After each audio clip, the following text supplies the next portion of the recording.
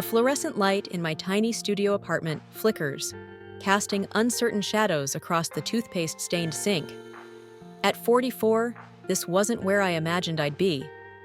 The constant hum of traffic below my third-floor window serves as a reminder that the world continues its relentless march forward, while I seem stuck in a moment I never planned for. I'm Brenda Jones, and my story isn't the one I thought I'd be telling. Growing up in the suburbs of Seattle, I had the same dreams as any young girl: a successful career, a loving husband, a beautiful home with a white picket fence, maybe a golden retriever lounging on a sun-dappled porch. But life has a way of rewriting your carefully planned script without asking for permission. 22 years ago, I was a bright-eyed college junior with plans to become an architect. I spent my days sketching buildings that would touch the sky, and nights dreaming of the mark I'd leave on the world. Then I met Albert Camus at a friend's party. He was charming, with a smile that could light up a room and dreams even bigger than mine. Our whirlwind romance lasted 6 months before I discovered I was pregnant. By the time I realized Albert wasn't ready for fatherhood, I was already 5 months along, and he was gone, leaving nothing but a hastily scribbled note and a void that would take years to stop aching. My parents, strict Catholics, who had already struggled with my decision to pursue architecture instead of the teaching career they'd envisioned for me, gave me an ultimatum: give the baby up for adoption or leave their house. I chose my baby. With nothing but a backpack full of clothes and $237 in my savings account, I left the only home I'd ever known. The early years were the hardest. I moved into a women's shelter, finished my degree online while working nights at a 24-hour diner, and learned to function on 2 hours of sleep. My son, Lucas, became my entire world, not by choice at first, but by necessity. There was no one else. The other young mothers at the shelter came and went, some returning to families who'd forgiven them, others disappearing into the night with new boyfriends or dreams of better lives elsewhere. I stayed, worked, studied, and watched my son grow. The first time Lucas smiled at me, I was changing his diaper on a worn changing table in the shelter's communal bathroom. He looked up at me with eyes that matched his father's and gave me a toothless grin that made every sacrifice worth it. That moment became my anchor through countless nights of doubt and exhaustion. By the time Lucas started kindergarten, I had managed to secure a junior position at a small architectural firm. The pay wasn't great, but it was enough to rent a small one-bedroom apartment in a decent neighborhood. I transformed the walk-in closet into my bedroom and gave Lucas the main room. For 8 years, I slept surrounded by hanging clothes and shoes, but Lucas had space to grow, to play, to be a child. Those years taught me the true meaning of sacrifice. I learned to silence my own needs, to find joy in small victories. Lucas's first steps, his first words, the proud smile on his face when he brought home an A+ on his math test. I convinced myself that this was enough, that the hollow feeling in my chest during lonely nights was just part of being a good mother. The decision to move into the studio apartment wasn't an easy one. The architectural firm I'd worked at for 12 years went bankrupt during the economic downturn, and finding new work in my field proved harder than I'd anticipated. Months of surviving on unemployment benefits and dwindling savings forced us to downsize. The studio was all we could afford in a neighborhood safe enough for me to sleep at night. Lucas was 19 when we moved in, already towering over me at 6 feet tall. He took the news of our downsizing with characteristic stoicism, but I saw the disappointment in his eyes as we carried our belongings into the cramped space. Our furniture didn't fit. We had to sell most of it, keeping only his bed, a small table with 2 chairs, and the desk he needed for his community college coursework. The first few months were an exercise in choreography. We learned to dance around each other in the limited space, developing unspoken routines. Lucas would study at the local library until closing time, giving me a few hours of solitude in the evenings. I'd wake up early to give him privacy in the mornings. We became experts at pretending we couldn't hear each other's phone conversations, couldn't see each other's moments of frustration or sadness. But the bathroom became our battleground. With both of us working and Lucas taking classes, mornings were a rush of competing needs and limited time. The arguments started small, passive-aggressive sighs, pointed comments about consideration for others' schedules. They grew into full-blown fights, each of us feeling increasingly trapped by our circumstances. I remember one morning particularly clearly. I had an important client meeting, my first chance at freelance architectural work in months. Lucas had an early class, followed by a job interview at a local tech startup. We both needed to look our best, to feel our best.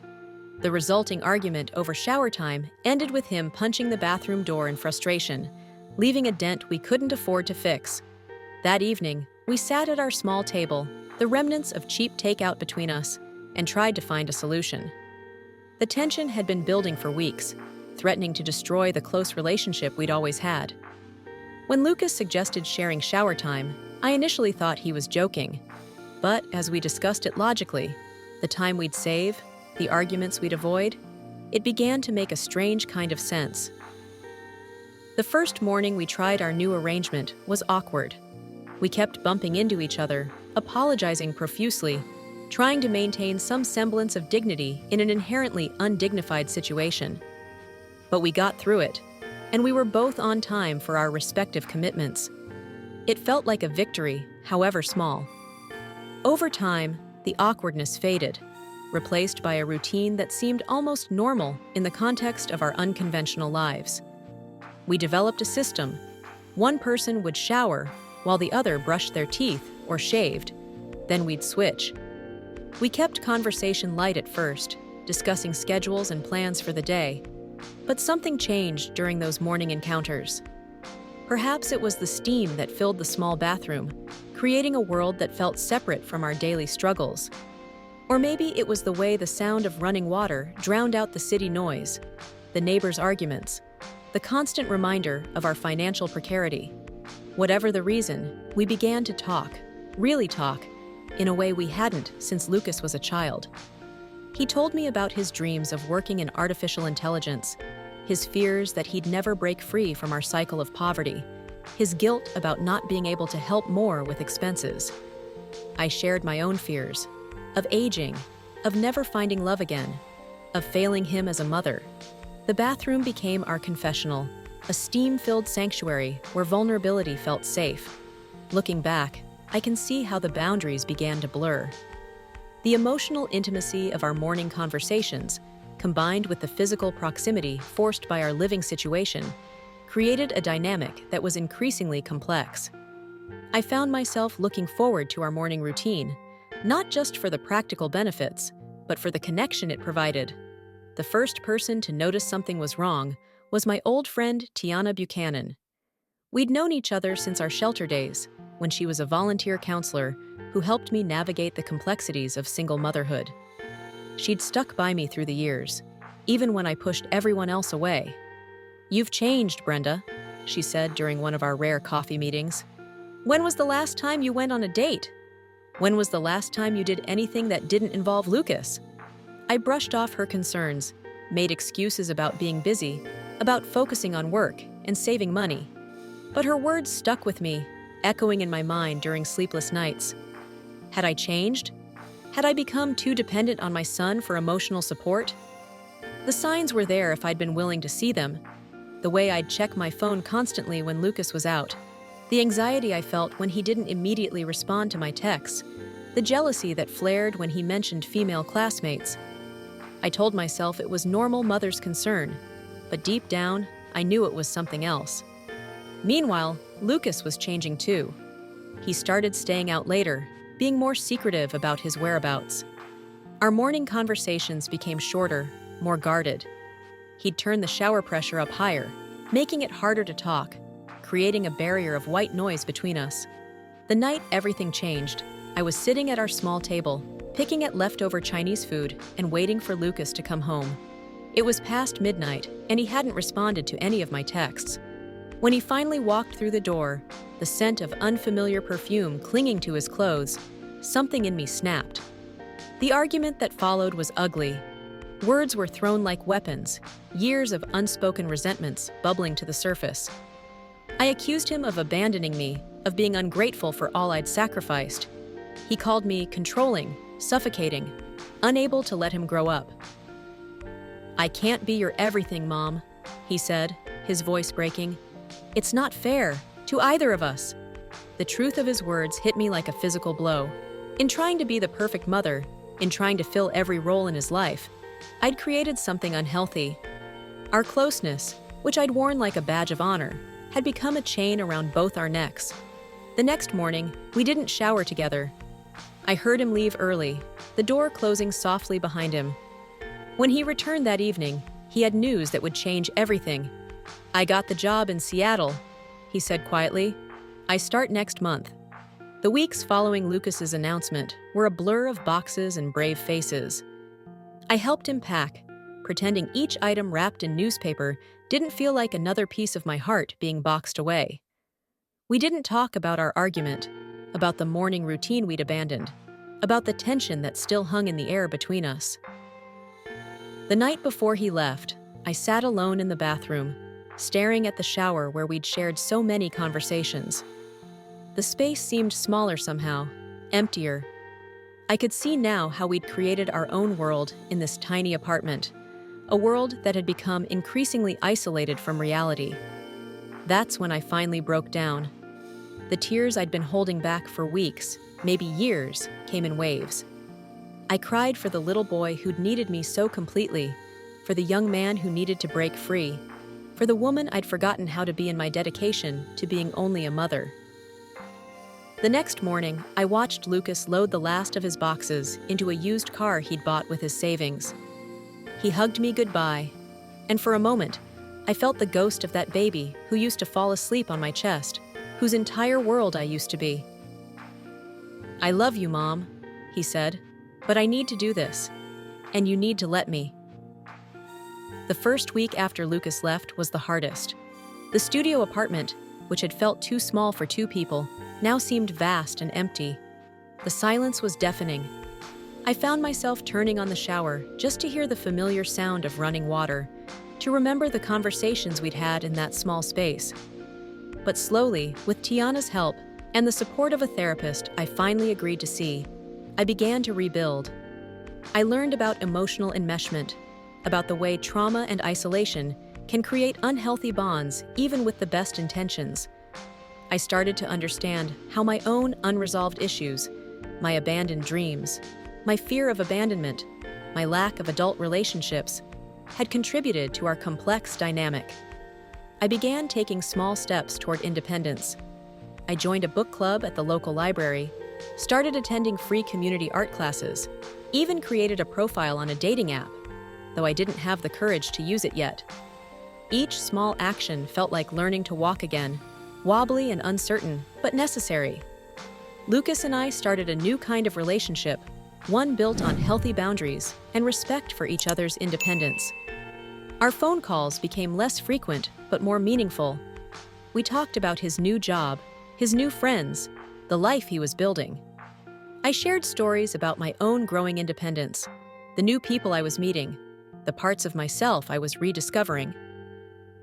6 months after Lucas moved out, I finally went on my first date in over 2 decades. His name was Preston, a kind-faced high school teacher who shared my love of architecture. We talked for hours about buildings and dreams and the unexpected turns life can take. When he asked about my son, I was able to talk about Lucas with pride, but without the desperate attachment that had characterized our relationship for so long. The studio apartment that had once felt like a prison now became a space of possibility. I rearranged the furniture, bought plants, started sketching building designs again for the first time in years. The bathroom, once the site of so much complexity, became just a bathroom again, a place for morning routines and evening relaxation. One weekend, Lucas came to visit. We went out for coffee, sat in a cafe where the buzz of conversation and clinking cups filled the space between us. He looked different somehow, more confident, more himself. He told me about a girl he'd met, about his plans for graduate school, about the life he was building. "I'm proud of you, Mom," he said suddenly, looking at me over his coffee cup. "I know this hasn't been easy." I felt tears prick at my eyes, but they were different from the ones I'd shed when he left. These were tears of recognition, of seeing my son as his own person, of being seen as my own person in return. "I'm proud of us both," I replied, and meant it. Now, 2 years later, I sit in my small studio apartment, watching the city lights flicker outside my window. The space feels different. Lived in, loved, mine. Lucas is engaged now, planning a wedding for next spring. I'm dating someone too, taking it slow, learning to balance independence with intimacy. We still talk about that time in our lives, about the complex dance of love and need that led us to cross lines we never should have crossed. But we talk about it with understanding now, with the wisdom that comes from healing and growth. I've learned that being a good mother doesn't mean being everything to your child. It means giving them roots strong enough to grow and wings strong enough to fly. It means loving them enough to let them go, to let them become who they need to be. As for me, I'm learning too.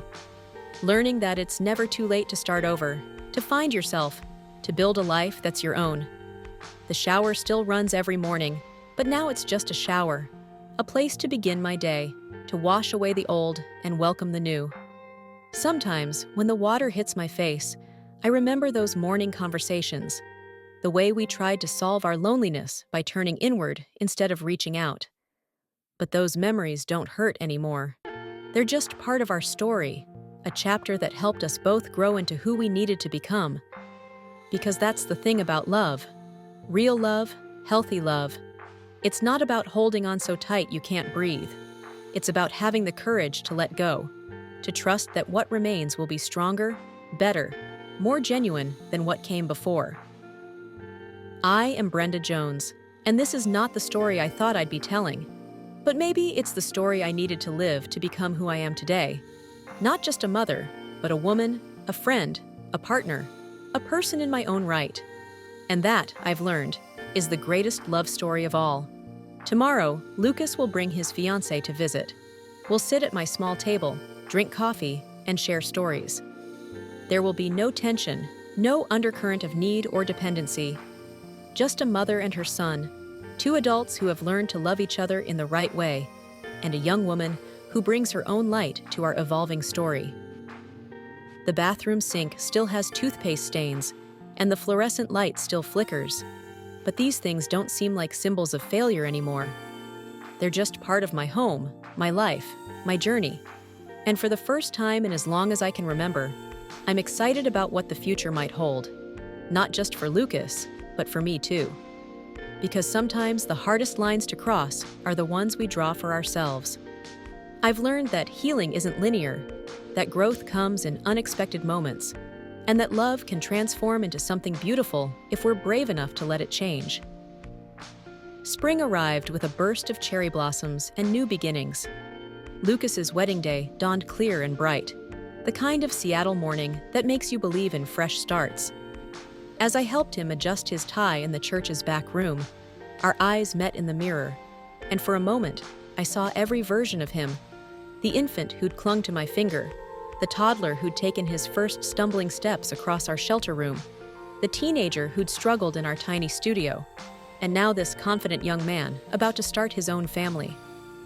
"Are you nervous?" I asked, smoothing his collar. He smiled, that same smile that had gotten me through countless difficult nights. "A little, but it feels right, you know?" I did know.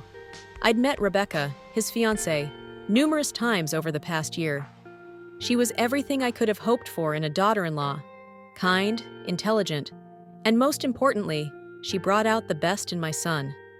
She understood our complicated history without judgment, and somehow, her presence in our lives made our past feel less like a burden and more like a story of survival.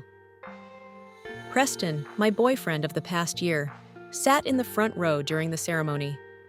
His steady presence reminded me how far I'd come from the woman who'd been afraid to exist outside her role as a mother. When Lucas and Rebecca exchanged vows, the tears that rolled down my cheeks were purely of joy.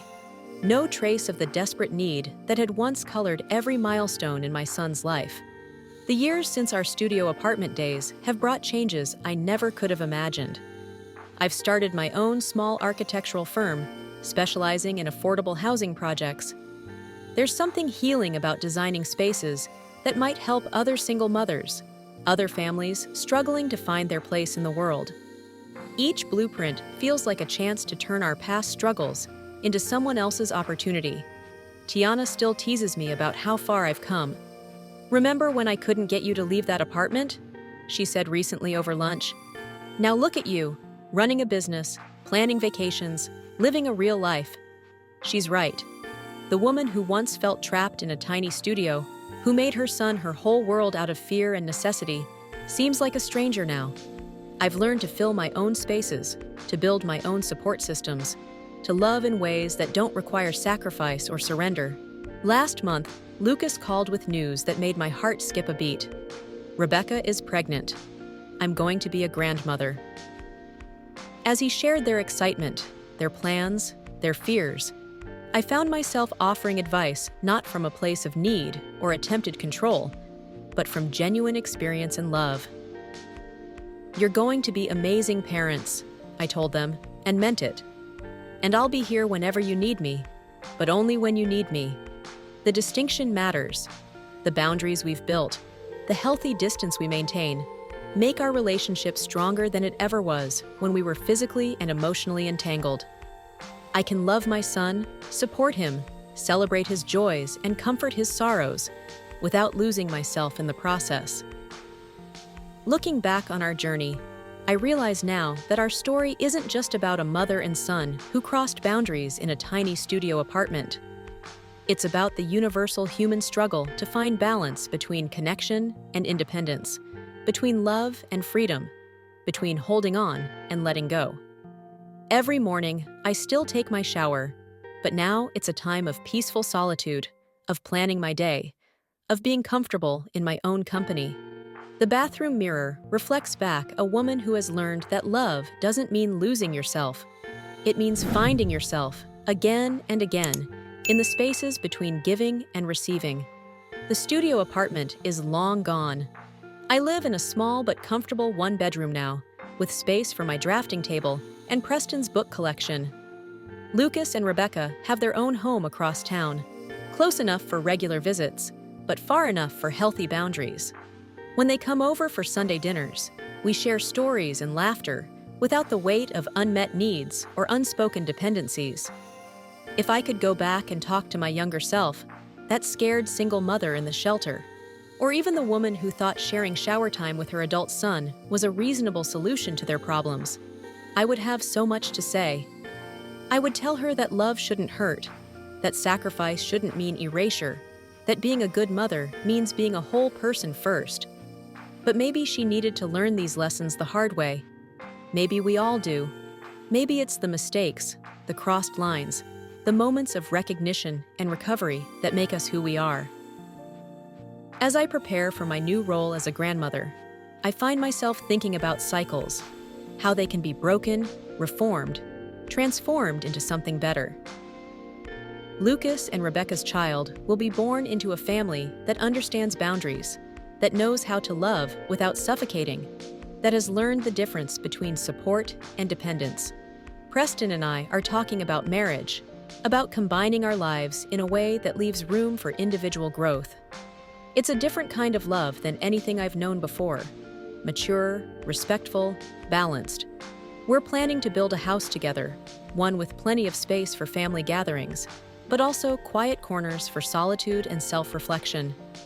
The architectural firms I work with now often ask me to share my story, to explain why I'm so passionate about creating living spaces that promote healthy family dynamics. I tell them about the studio apartment, about how physical space can shape emotional boundaries, about the importance of room to grow and change. As I write this, sitting at my drafting table with Seattle's autumn rain tapping against the windows, I think about legacy. Not just the buildings I design or the business I've built, but the emotional legacy I'm passing on to the next generation. Lucas and Rebecca's child will grow up knowing that love doesn't mean losing yourself. that family bonds can be strong without being suffocating, that it's possible to be close without being enmeshed. I've learned that healing isn't just about fixing what's broken, it's about creating something new from the pieces. Our story, with all its complications and crossed lines, has become a foundation for something better. Like the buildings I design, we've learned that the strongest structures are those with both solid foundations and room to sway with the wind. The bathroom in my new apartment has 2 sinks, plenty of space, and a door that locks. It's a small detail, but it matters. Every morning, as I get ready for my day, I think about how far we've come, about the strength it takes to recognize unhealthy patterns, about the courage required to change them. Sometimes Lucas and I still talk about those days in the studio apartment, not with shame or regret anymore, but with understanding and compassion for who we were then. 2 people doing their best to survive, to connect, to find their way in a world that often felt too big and too lonely. "We made it, Mom," he said recently, his hand resting protectively on Rebecca's growing belly. "We really made it." And we have. Not to some perfect endpoint, but to a place of continuous growth and learning. A place where love means freedom, where boundaries mean respect, where letting go means holding on to something far more precious, the truth of who we are, separately and together. This is our story. Not the one I thought I'd tell, not the one I planned to live, but the one that taught me the most important lesson of all, that sometimes the greatest act of love is learning to love yourself first. As I prepare for the next chapter of our lives, as a mother, a grandmother, a partner, and most importantly, as myself, I carry these lessons with me.